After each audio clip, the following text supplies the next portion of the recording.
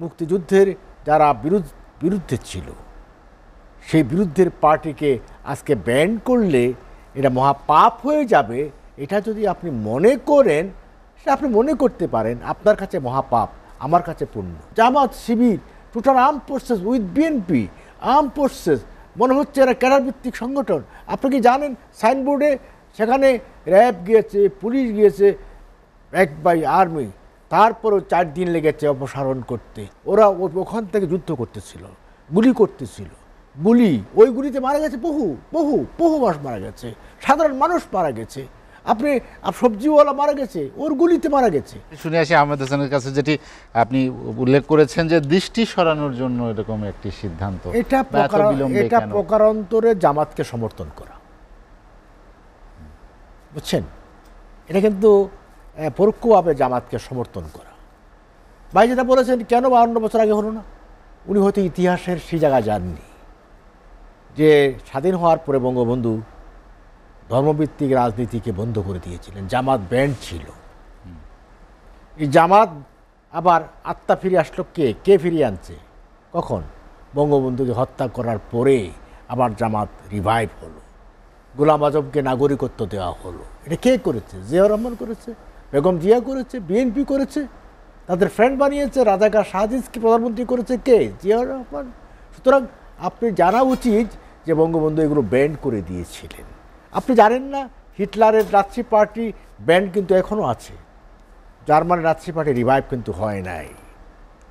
কাজেই মুক্তিযুদ্ধের যারা বিরুদ্ধে ছিল সেই বিরুদ্ধের পার্টিকে আজকে ব্যান করলে এটা মহাপাপ হয়ে যাবে, এটা যদি আপনি মনে করেন, সেটা আপনি মনে করতে পারেন, আপনার কাছে মহাপাপ, আমার কাছে পুণ্য, আমার কাছে বিশ্বাস।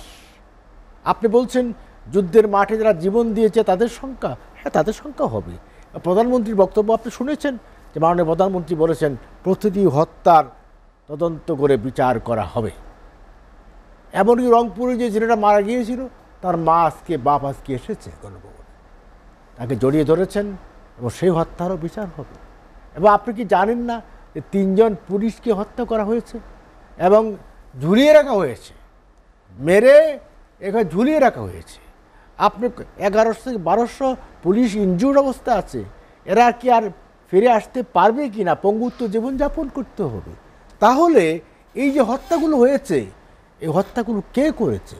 আপনি ধানমন্ডি একটা স্কুলের ছেলে স্কুলে পড়ে, তার টিউটর ছিল যে সে ছাত্র শিবিরের ঢাকা সিটি সমাজ কল্যাণ না সমাজ সম্পাদক একটা নেতা, সে তার হাউস টিউটর ছিল, তাকে টেলিফোন করেছে তুমি আসো ঘুরে বেড়াই, তাকে নিয়ে এসে গুলি করে হত্যা করে ফেলেছে। আপনি তো বাইরে ছিলেন, প্রত্যক্ষ দেখেননি, আমরা দেখেছি, একটা পর্যন্ত দেখেছি কিভাবে গুলি করতেছে, কিভাবে অস্ত্র নিয়ে গুলি করতেছে। এবং arms forces, Jamaat, Shibir, total arm forces with BNP, arm forces, মনে হচ্ছে এরা ক্যাডার ভিত্তিক সংগঠন। আপনি কি জানেন সাইনবোর্ডে সেখানে র্যাব গিয়েছে, পুলিশ গিয়েছে, ব্যাক বাই আর্মি, তারপরেও 4 দিন লেগেছে অপসারণ করতে, কারফিউ ঘোষণার পরেও। কারণ ওরা ওখান থেকে যুদ্ধ করতেছিল, গুলি করতেছিল, ওই গুলিতে মারা গেছে বহু বহু বহু মাস মারা গেছে, সাধারণ মানুষ মারা গেছে, আপনি সবজিওয়ালা মারা গেছে, ওর গুলিতে মারা গেছে। এই মৃত্যুগুলোর জন্য দায়ী কে সেটাও কোথায় বের করা হবে। আপনি যদি মনে করেন পুলিশ করেছে, না, সব পুলিশ করেননি, পুলিশ নিজেকে সেভ করছে। আমরা যখন বিটিভি আক্রমণ হয়ে গেছে, আমরা বারবার টেলিফোন করতেছি স্বরাষ্ট্রমন্ত্রীকে, স্বরাষ্ট্রমন্ত্রী বলছে যে আমি তো বিটিভি সামলাচ্ছি। স্বরাষ্ট্রমন্ত্রী নিজে বলছে আমি বিটিভি সামলাচ্ছি, এগুলো আপনারা সামলান। How much dangerous. এবং আপনি তো বেঁচে গেলাম, যেখান থেকে অন এয়ার হয় স্টুডিওতে, ওখানে ঢুকতে পারেনি এরা, ওদের লক্ষ্য ছিল ওখানে ঢুকে যাওয়া, গিয়ে ডিক্লেয়ার করা শেখ হাসিনাকে উৎখাত করা হলো, যেভাবে বঙ্গবন্ধুকে উৎখাত করে ডিক্লেয়ার করেছিল, ওইটা ছিল মূল পরিকল্পনা। ওরা পারেনি, বুঝে উঠতে পারেনি, এর আগে অন্তপক্ষে সেফ হয়ে গেছে। ওখানে ঢুকলে তো যদি সারা বাংলাদেশে কী হতো, আপনার অন এয়ার হয়ে যেত, বিটিভিতে বলা হচ্ছে প্রধানমন্ত্রী শেখ হাসিনাকে উৎখাত করা হলো, এই কথাটি বললে সারা বাংলাদেশে কী অবস্থা হতো? Can you understand, can you imagine? আপনি ওইটা চেয়েছিলেন, যে ওইটা চেয়ে থাকে সেটা এক জিনিস, আর যদি ওইটা না চেয়ে থাকেন তাহলে আপনাকে জামাতের ব্যান্ডের এই সিদ্ধান্তকে আপনার স্বাগত জানানো উচিত।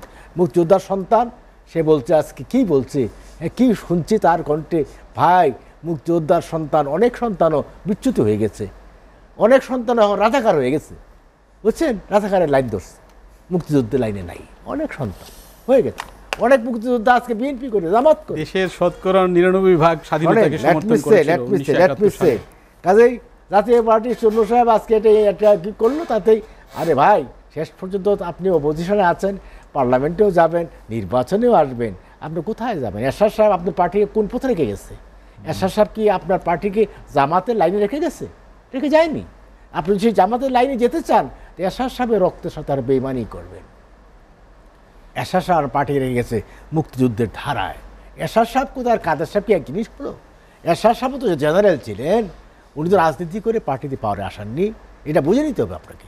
জিয়া ভাই ছোট ভাই, আর এরশাদ সাহেব ছোট ভাই এরশাদ সাহেব, বড় ভাই জিয়া রহমান, দুই ভাই মিলে তো একই। এখন জিয়া এরশাদ তো আপনার কাছে ফেল না, রাইট, যাও আপনি যেভাবে জিয়া এরশাদ দুইজন তো আপনার যে স্বৈরাচারী কর্মকাণ্ড তার কাছে ফেল। সামরিক শাসন বাংলাদেশকে অনেক পিছিয়ে নিয়ে গিয়েছে। ইন্ডিয়ার ডেমোক্রেসি ডেভেলপ করলো কেন? ইন্ডিয়ার ইতিহাসে তো এই পর্যন্ত জিয়া রহমানও নাই, এরশাদও নাই। কাজে যে দেশে জিয়া রহমান এরশাদের জন্ম হয়, সেখানে ডেমোক্রেসি পিছিয়ে যায়, ডেমোক্রেসি এগিয়ে যেতে পারে না। এই যে একটা ব্যাড ইনস্টেন্স স্থাপন করে গেলেন, সামরিক বাহিনী in support of civil administration নেমেছে, এটা আপনার কষ্ট লেগেছে। আমরা আর্মিকে বিতর্কিত করে ফেলেছি, বাট আর্মিকে সবচেয়ে বিতর্কিত করে গেছে কে? জিয়া রহমান, তারপরে আপনার নেতা এরশাদ সাহেব। কে করে গেছে? আপনার এই যে কত মানুষ, কত অফিসারকে হত্যা করেছে, কত মুক্তিযোদ্ধা অফিসারকে জিয়া রহমান হত্যা করেছে, বিমান বাহিনীর অফিসারকে হত্যা করেছে, কত অফিসারকে ফাঁসি দিয়েছে জিয়া রহমান, এ কথা কি আপনি ভুলে গেছেন? সামরিক বাহিনীর আপনি কি বলবেন? খালেদ মোশাররফ, সে কি সেক্টর কমান্ডার ছিল না? কে হত্যা করেছে? আপনি হায়দার, আপনার তাদেরকে কে হত্যা করেছে? নো, আমি আজকে কথা বলছি। কাজেই মুক্তিযোদ্ধাদেরকে হত্যা করা এটা জায়েজ, মুক্তিযুদ্ধের অফিসারদের হত্যা করা এটা জায়েজ। জামাতকে কিছু বললেই যাদের গায়ে সয় না, ব্যথা লাগে, কষ্ট হয়, আহা, তাদের জন্য আমাদের বয় মায়া হয়, তাদের জন্য দুঃখ হয়। শেষ পর্যন্ত জামাতের সাথে মিলেমিশে যদি রাজনীতি করতে চান করতে পারেন, but will die, we may die, but will not tolerate, we must stand in favour of liberation. জীবনকে সহজ এবং স্মার্ট করতে আপনিও নিয়ে আসেন ভিশন রাইস কুকার, রান্নায় আধুনিকতা।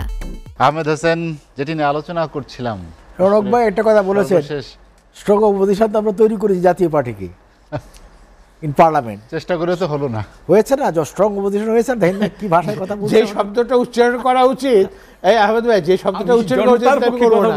দেশের মানুষের, না, এটা তো বলেছি, পক্ষে কথা বলছি, এটা আমার রোল। ইউ আর রাইট, এটা তো স্ট্রং অপোজিশন, এটা তো স্ট্রং অপোজিশন, এটা করেছি তো আমরা। আর যারা নির্বাচনে বিশ্বাস করে না, নির্বাচনে কণ্ঠরোধ করে দিতে চান তো? না, নির্বাচনে দিতে চান না। না না, কাদের সাহেব যখন বক্তৃতা করে পার্লামেন্টে, কণ্ঠরোধ হয় না। আপনার কণ্ঠরোধ আমি করি নাই।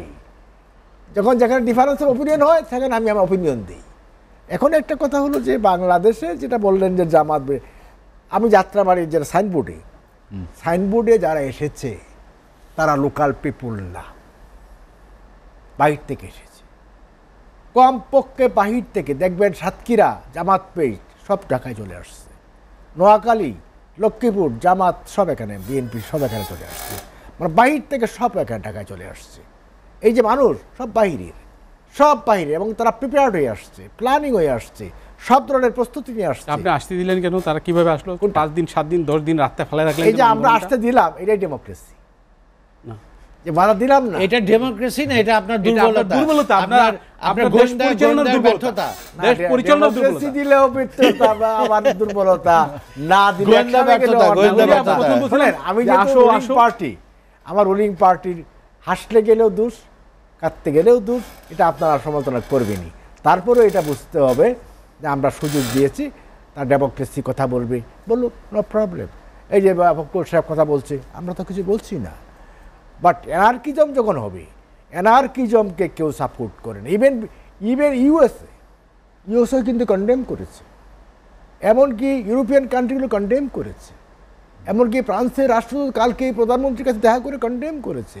অ্যানার্কিজম পৃথিবীর কোনো দেশ সাপোর্ট করে না। Anarchism is never a part of democracy.